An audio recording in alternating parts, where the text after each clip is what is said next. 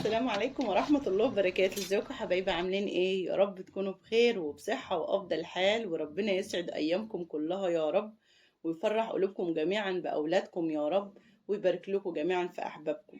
النهارده بقى يا حبايبي معانا فيديو حلو قوي ان شاء الله يعجبكم، واتمنى تسمعوه للاخر الكل يستفاد منه. جات لكم بخلطة جبارة تحطها على السمك المشوي في الشرشة بتاعت السمك المشوي، بيديكي طعم حلو قوي احلى من طعم السمك بتاع المطاعم، ومفيش احسن من حاجه اللي بتعمليها في بيتك، بتوفري فلوس وبتحافظي على صحتك وصحه اولادك. وهنعمل مع بعض برام الرز المظبوط او طاجن الرز المظبوط، يطلع معاكي حبايه حبايه، ولو ما عندكيش غير شويه لبن صغيرين خالص هتطلع معاكي البرام مظبوط برضه زي ما انتوا شفتوه في اول فيديو كده. كميه لبن بسيطه جدا هتطلع معاكي البرام مظبوط، بس المهم تعمليه بالطريقه دي. صلوا عليه يشفع فينا كده. اللهم صل وبارك وسلم على سيدنا محمد وعلى اله وصحبه اجمعين. طبعا احب ارحب الاول كده بالضيوف الجديده اللي اول مره تدخل على قناتي، نورتوني وشرفتوني. انتوا اخواتي وحبايبي اللي دخلوا على قناتي من الاول خالص، كلكم على راسي. اتمنى يا حبايبي تسمعوا الفيديو للاخر، لان بجد والله يا جماعه الدنيا حر قوي، وانا فاصله المروحه عشان صوت المروحه بيطلع في الفيديو، ما بحبش ازعج حد ولا ازعل حد، ونفسي انار رضاكم كده وقناتي تكبر وتطلع للنور كده. فاتمنى منكم تكملوا الفيديو للاخر رجاء بالله عليكم، وتحطوا لي لايك كده قبل ما تنسوا، جبر خواطر ربنا يجبر بخاطركم جميعا يا رب. وتشيروا الفيديو ده لحبايبكم كده، عدين القناه دي تبان النور بقى، واختكم ايه يعني تفرح كده، لان بصراحه انتوا عارفين الفتره اللي عدت مريت بظروف صعبه قوي، فعايزاكم تكونوا سبب سعادتي والسبب اللي انا اطلع من اللي انا كنت فيه. الحمد لله انا بدات اطلع، بس انتوا طبعا ايه هتساعدوني ان انا ايه ابقى زي الاول. طبعا اول حاجه في سر نجاح الرز ويديك ارضيه محمره كده ومقرمشه وحلوه، لو انتوا بتحبوا الرز محمر من ارضيته تحط شويه زيت في ارضيه البرام، وتكون غاسله الرز قبل ما تحطيه في الطاجن او تطبخيه بربع ساعه. في ناس بتحب تعمل الرز كده تغسله وتحطه في النار مباشره، لا يا جماعه اغسليه بس كده قبل ما تعمليه بربع ساعه كده، وشوفي النتيجه يستوي معاك بسرعه قوي، ولا يطلع معاك محصون، ولا يتعبك في التسويه، ولا ياخد نار كتيره ولا حاجه خالص. وعلى فكرة يا حبايبي الطريقة ديت والدتي اللي معلمها لي أنا وإخواتي البنات، وما شاء الله والله موكلة بأي حد بيدخل بيوتنا ويدوق البرام بالذات، يعني أكتر من رز المطبوخ كمان بيشكر لنا فيه جدا، لأن بنعملوه بالطريقة دي بيطلع معانا حلو قوي. واللبن نسبة بسيطة، يعني بشوف ناس بتحط لبن كتير قوي على البرام، لا والله يا جماعة لو حط بس ربع لبن والتلات ارباع ميه، او التلت لبن وتلتين ميه، بيطلع معاكي برضو مظبوط. يعني انتوا شايفين نسبه اللبن اللي حطاها، والبرام ده فيه اكتر من كيلو رز، احنا ما شاء الله 6 افراد، البرام ده بيكفينا ويفضل مننا كمان. فان شاء الله باذن الله لما تعملي بالطريقه يطلع معاكي حلو قوي. اول حاجه تكون غاليه اللبن بتاعك وغاليه الميه بتاعتك عشان يطلع معاكي سريع سريع نص ساعه بالظبط، وتطلعي باذن الله اجمل طاجن رز الكل هيشكرك عليه. طبعا يا حبايبي لازم تكونوا مولعه الفرن بتاعك لو عندك فرن زي ده. على فكره كنت اول مره اولع الفرن بعد الحريق، شايفين العرسه عامله ازاي بايظه من الميه خالص، لان كنا طبعا بنطفي الحريق والفرن كان في السكه فنزل عليه ميه كتير، فايه ما اهتمتش بقى بعدها، وقعدت كام يوم على نظافه البلكونه فالفرن صدى. فطبعا انا بعمله بالكيسه يا حبايبي، لان الكيسه بتنضف العرس او الحديده اكتر من القماشه. انا على فكره كنا قبل كده بنغسله ايه بننضفه العرصه بالقماشه، لحد ما سلفة اختي علمتني موضوع الكيسه ده، قالت الكيسه بتنضف معاكي الحديده اسرع وبتخليها معاكي نظيفه كده وبتشد كل الوساخه اللي فيها. فلو هتعملي بقى في فرن البوتاجاز هتحطي برضو هتشيلي الرف بتاعك وترفعيه رف، بس الرف الارضي ده هتسيبيه وترفعي الرف بتاعك كمان درجه، وتحطي على فرن البوتاجاز البرام بتاعك بالطريقه دي برضو يطلع معاكي مظبوط باذن الله. غليان الميه واللبن بيسرع معاكي التسويه بسرعه قوي، وكمان غسيله قبلها بشويه، دي برضو بتساعد ان الرز يطلع معاكي برضو سريع سريع. اللهم صل وبارك وسلم على سيدنا محمد وعلى اله وصحبه اجمعين. طبعا يا حبايبي برضو السمك لازم تدخليه على درجه حراره عاليه قوي اول ما تحطيه، علشان ما يلزقش منك، ما ينفعش تحطيه على درجه حراره هاديه، هتيجي تقلبيها تلاقي السمكه القشر بتاعها طالع واتهرت منك في الفرن. نسيت طبعا والله يا حبايبي اقول لكم على اسعار البولتي واسعار البوري كده بسرعه. ما شاء الله الوضع تحت السيطره خالص يا جماعه، والاسعار مية مية ومفيش غلاء اسعار خالص الحمد لله. البولت ده بس بايه ب 80 جنيه، والبوري ده ب 130 جنيه. طب انت جايبه بولت وبوري ليه يا ام شيماء؟ يعني طبعا انتوا شايفين الدنيا عامله ازاي يا جماعه. البوري بجيب كيلو بوري دايما علشان شيماء بنتي ما بتحبش تاكل البولتي، فلازم اجيب لها بوري، فبجيب كيلو من ده وكيلو من ده وبتمشي، والدنيا بتبقى تمام ونعمه بفضل من ربنا، ربنا يديمها نعمه علينا. واللي يلاقي كده ما بيش عيب خالص خالص.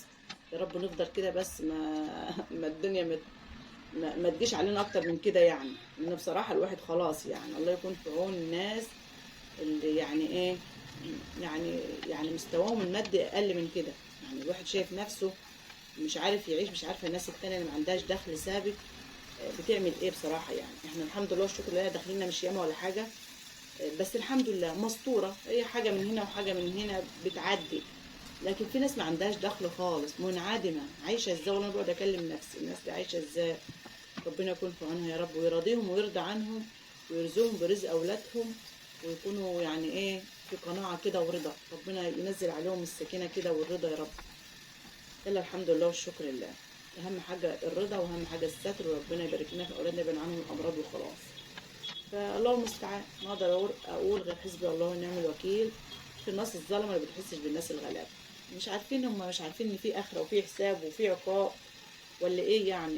سبحان الله العظيم. بس ارجع اقول لكم يا جماعه، الغلاء والوباء اللي احنا فيه ده بسببنا، لان انا بشوف ناس فعلا ناس انانيه جدا وبتحبش لبعضها الخير، وفي غيره وفي حقد وفي حسد على ايه انا ما اعرفش.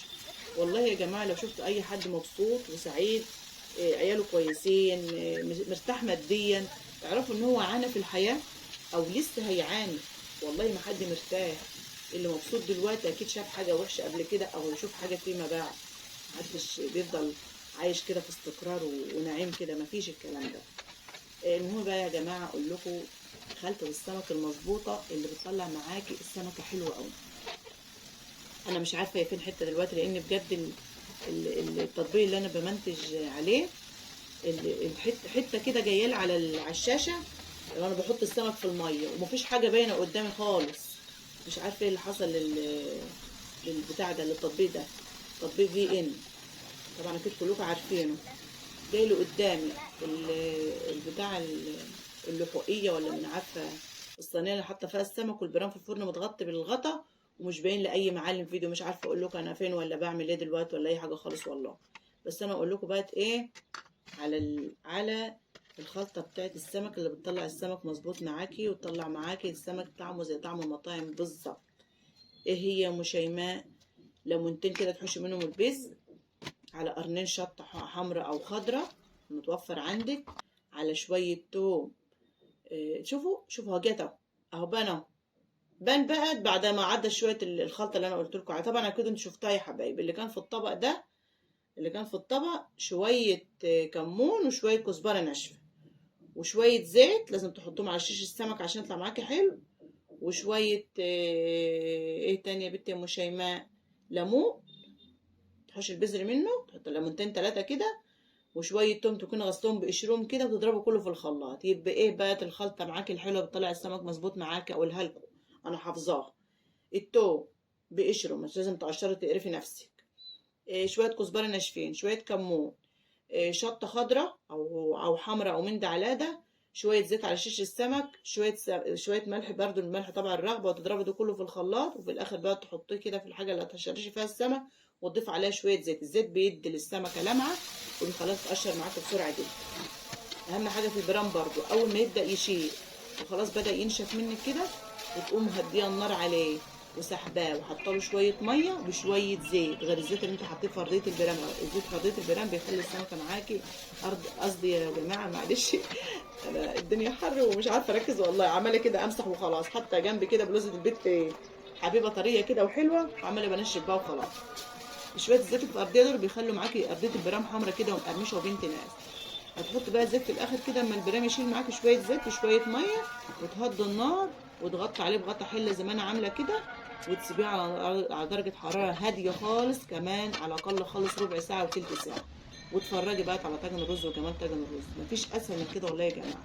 ان شاء الله يطلع معاكي مظبوط جدا. واهم حاجه في السمك برضو توقفيه على ظهره علشان ينضج ويبقى يعني ايه ناضج كده. ما تحطيش على بطنه هنا وهنا وتسيب الظهر، لازم توقفيه على ظهره شويه وعلى بطنه شويه، كلكم ستات شاطرين، وتسندوه على بعضه كده. طبعا كان عندي شويه سوداني كده حبيت احمصهم. انا بكون ولعه الفرن بشوي بتنجان، يكون عندي حاجه عايزه احمصها، كزبره، فلفل اسمر، سوداني، بتحط وراكه وتقفلي الفرن عليه، ويطلع معاكي الحاجه حمصه وحلو. مفيش اجمل بصراحه من الفرن ده. اللي ما عندوش فرن ده يا جماعه حاولوا تجيبوه. طبعا في ناس ما عندهاش بلكونات، ربنا يوسعها لكم جميعا يا رب. انا والله قبل كده عشت اكتر من 11 سنه حتى الفرن بتاعي في المطبخ، لان كانت بلكونة صغيرة جدا، كانت مترين طول وعرض 80 سنتي. والحمد لله الشكر لله بعد ما عنا ربنا وسعها عليها ويباركوا كلكم، ربنا يوسعها على الجميع يا رب.